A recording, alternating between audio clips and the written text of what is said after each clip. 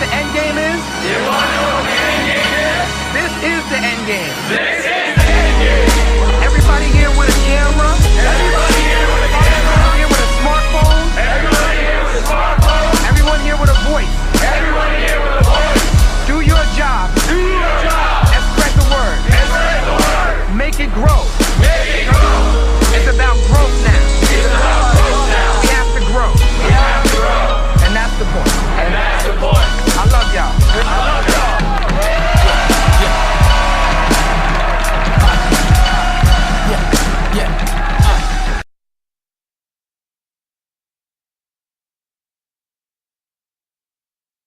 I'll say 100 times. I'm 17 years old. I've been in jail 6 months or prison 6 months out the year, every year, and been around here 6 months. So I really don't know anybody that well, except for one time I was out for 12 months until 2009. July 28th last year, I got accidentally got mistakenly sent there from county jail for 3 days over to DVI, and I got 10 days in Stockton Healthcare Facility for suicide watch. No, not at all. There was in the shadows with a lot of money, like above a movie or something. Amazing. 5 years old. I was taken by Vallejo police for my mom being an active prostitute in the city of Vallejo, and I was taken in child custody care at juvenile hall for 2 days, and then I was taken to what was called the children's protective care or something right out front of it on Texas Street in Fairfield, right there. And then my dad picked us up. So. Yeah, we ran away from home right over here on Couch Street, right around the corner here. I lived 0 to 5 years old, my grandma was died. Insanity and boredom, really. Other than that, it's just, you know, you go where you're at, you gotta do good too. Because it keeps the economy going on parole and probation.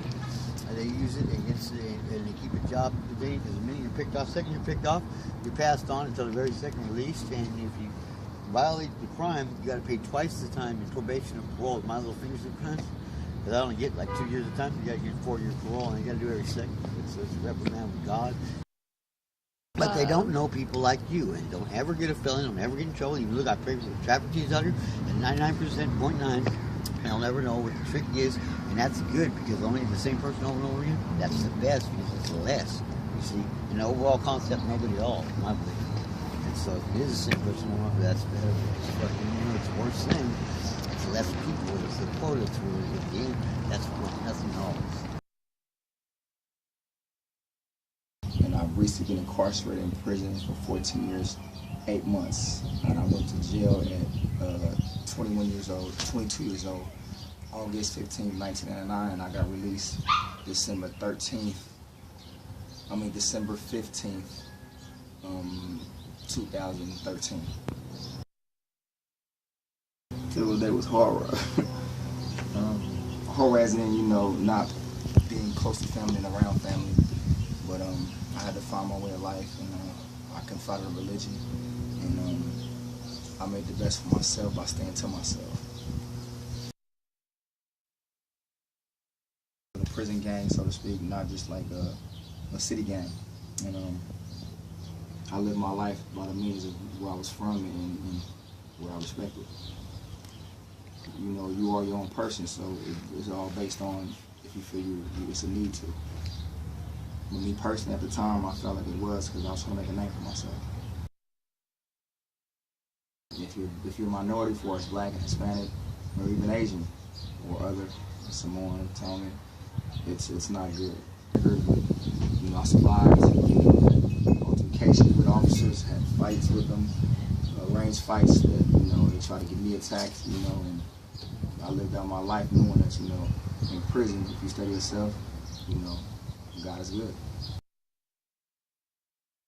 Find a religion and at least pretend like you love someone and you have a family other than, you know, you're here for a paycheck. In prison? Being away from my children, because when I arrived in prison, they weren't born. And I'm just now starting a relationship with my twins, who are actually 15 years old. Outside of that, missing my mother, and just basically my family, and getting the right education I needed at the time. I could have been somebody. Oh yes, if I was given help that back then, yes, definitely, without question. But you know, learn from what I should have had rather than I have now.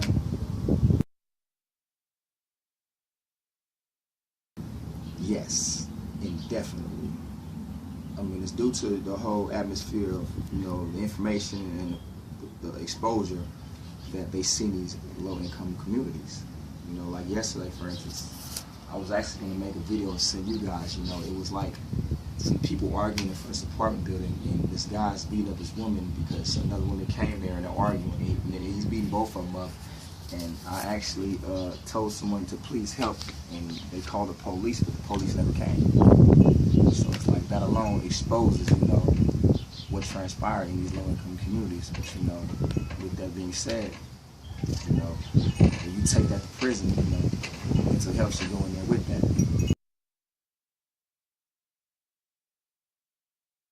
All my life, due to being in these low-income situations, though. Yes. Yeah, so I was born in New York with my family. They migrated here from Haiti, and I'm second generation All-American. But my whole family's from Haiti. And I was like the root of it in a good way that turned all the way bad. Not to be funny, but that's how it's got true. Inshallah.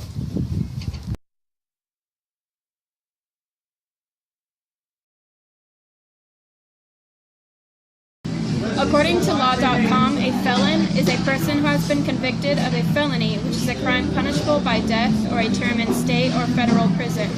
A felony is a crime sufficiently serious to be punishable by death or a term in state or federal prison, as distinguished from a misdemeanor, which is only punishable by confinement to county or local jail and/or fine, or a crime carrying a minimum term of 1 year or more in state prison, since a year or less can be served in county jail. However, a sentence upon conviction for a felony may sometimes be less than 1 year at the discretion of the judge and within limits set by statute. Felonies are sometimes referred to as high crimes as described in the U.S. Constitution.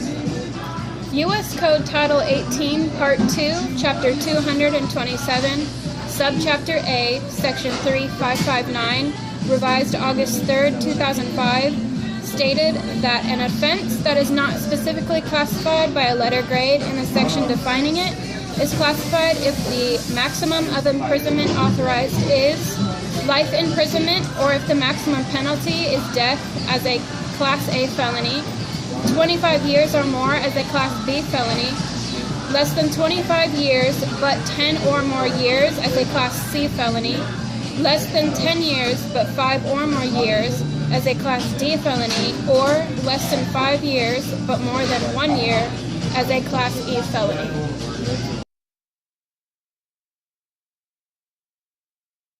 Caleb Trayton, I'm 45 years old. I was born in Perham, Minnesota in 1970. When I was 5 years old, my family moved to downtown Detroit so my father could work for General Motors. However, at around the same time we moved to Detroit, a new culture was rising. In the late 1970s, heroin began to creep its way into the city. By 1980, crack cocaine had infiltrated the homes of millions of families, mine included. By the time I was 17, I lost my father to a heroin overdose, and my mother fell victim to the crack cocaine epidemic. I was severely depressed following the death of my father and mother. I began to smoke crack, and to cope with the loss, I found a family in the streets. I joined a street gang, and to prove my worth to them, I began selling dope, mostly crack, but I eventually did sell meth as it was easy for me to come across the ingredients. I still remember the day I got selling meth to a confidential informant. Hey man, you got the stuff, bro? You got? No. How much you got? About 450, you know.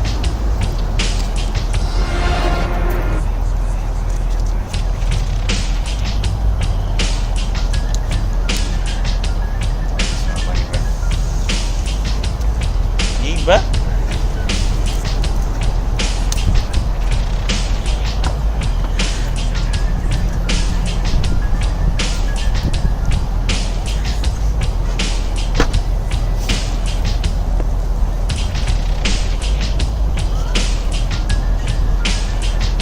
Cool or what?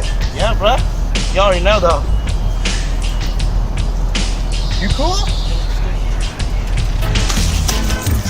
The fuck? You have the right to remain silent. Anything. Don't break my weed, man. Anything you say can and will be used against you in a court of law. You have the right to an attorney. If you cannot afford one will be appointed to you by the state of California.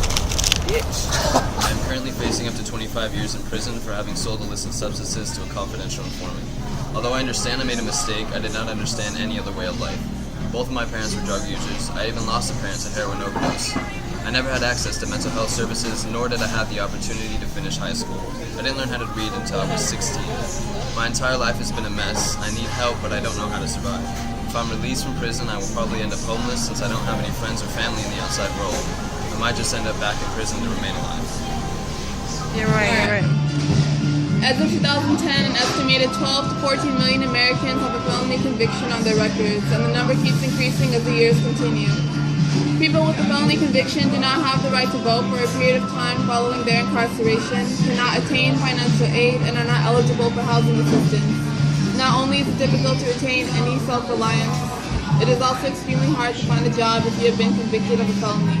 According to the National Employment Law Project, around 70 million Americans have an arrest record that hinders their ability to find a job. The majority of persons affected tend to be low income, Hispanic, Black, and or of a poor educational background. Bad boys, what you gonna do? What you gonna do when they come for you? Bad boys, what you gonna do? What you gonna do when they come for you? When you were 8 and you had bad traits, you go to school and learn the golden rule. So why are you acting like a bloody fool? If you get hot, then you must get cool. Bad boys, what you gonna do? Or what you gonna do when they come for you? Bad boys, what you gonna do? Or what you gonna do when they come for you? You chuck it on that one, you chuck it on this one, you chuck it on your mother and you chuck it on your father, you chuck it on your brother and you chuck it on your sister, you chuck it on that one and you chuck it on me. Bad boys, what you gonna do?